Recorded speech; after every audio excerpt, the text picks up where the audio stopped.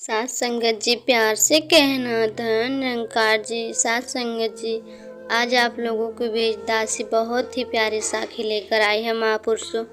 तो वीडियो को पूरा देखें और सुने। अच्छा लगे तो ही कमेंट लाइक करना। तो महापुरुषों, तो चलिए शुरू करते हैं। पापी अपुण्य, बूढ़ी माँ और चार चोर। एक जंगल में बूढ़ी माँ और उसकी पोती रहती थी। बूढ़ी माँ काफ़ी परोपकारी स्वभाव की थी। उस जंगल में भटके हुए लोगों की मदद करने में रहे इन सभी कामों में बूढ़ी माँ को बहुत आनंद आता था। बूढ़ी माँ ने अपना पूरा जीवन अच्छे कर्म किए थे, यानी कि हम बूढ़ी माँ को यह पुण्य है। महापुरुष, जहाँ अच्छाई होता है वहाँ बुराई भी होता है। उसी जंगल में चार लुटेरे लूट मार करने के लिए भी आते थे। इसी जंगल से रुकने वाले लोग गिर जाते और उनके सारे पैसे वो लूट यही काम करते थे। यह लुटेरे इतने निर्दयी थे कि किसी को भी मारने से पहले एक बार नहीं देखते थे। एक दिन वो रोज की तरह लूट मार करते करते शाम हो गई। बिजली की चमककर और बादलों की गड़गड़ाहट के साथ जोरों से बारिश होने लगी।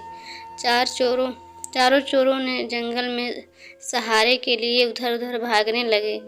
अचानक उनको बूढ़ी माँ की कुटिया दिखाई दी और वह उसी की कुटिया के पास पहुँच गए। चारों लुटेरों ने तय किया कि जब तक बारिश हो रही है तब तक यह कुटिया में रहेंगे और बारिश बंद होते ही बूढ़ी माँ को मारकर उसका सारा धन लूट लेंगे। उन्होंने झूठ बोलकर बूढ़ी माँ से मदद मांगी। उसी जंगल में रहने वाली बूढ़ी माँ ने भी इन चारों लुटेरों के बारे में काफ़ी कुछ सुना था। साथ संगत जी, उन्होंने एक नज़र में ही देखते ही बूढ़ी माँ ने उनको पहचान लिया। और चार थे और ताकतवर भी। बूढ़ी माँ कमज़ोर थी, इसलिए बूढ़ी माँ ने उन्हें न पहचानने का नाटक किया। बूढ़ी माँ को यह भी डर था कि उसके विरोध करने पर कहीं वह चारों उसे और उसकी पोती को हानि न पहुँचाए। कुछ सोचने के बाद बूढ़ी माँ ने उनको रात के लिए सहारा दिया। फिर बूढ़ी माँ ने सबके लिए खाना बनाया। सभी खाना खाने के बाद बैठे तब खाते खाते बूढ़ी माँ ने पाप और पुण्य का विषय छेड़ा। हर एक जन अपने हिसाब से इस विषय में अपनी राय दे रहे थे। बूढ़ी माँ का कहना था कि हमारे पुण्य हमें जीवन के आखिरी दम तक काम आते हैं और हमारा सुरक्षा कवच बन रहते हैं। बूढ़ी माँ की ऐसी बातें सुनकर चारों तरफ लुटेरे ठहाकर हंसने लगे।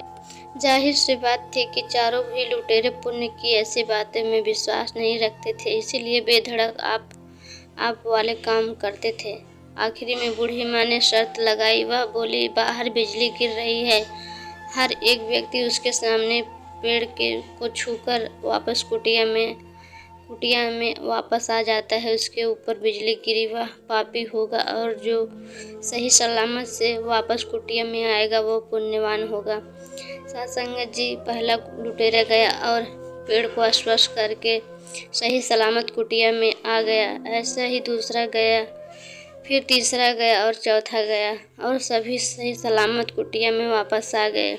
अब बारी थी बूढ़ी माँ की और उसकी पोती की। बूढ़ी माँ के मन में डर आया कि वह चारों ही लुटेरे पुण्यवान निकले। इसका मतलब हम जरूर पापी हैं, बिजली हमारे ऊपर ही गिरेगी। लेकिन शर्त लगाई थी और पूरा तो करनी ही थी, इसलिए उसने अपनी पोती को गोद में उठाया और कुटिया से बाहर पैर रखा। साथ संगत जी, उसी वक्त आसमान से एक बिजली तेज गड़गड़ाहट के साथ उस कुटिया पर गिरी और कुछ ही देर में उन चारों की उसी जगह पर मृत्यु हो गई। इस कहानी से हमें यह समझ सकते हैं कि एक पुण्यवान व्यक्ति के सहारे वो चारों पापी सलामत थे, पर जैसे ही वो बूढ़ी माँ उससे दूर हुई तो उसका सुरक्षा कवच चला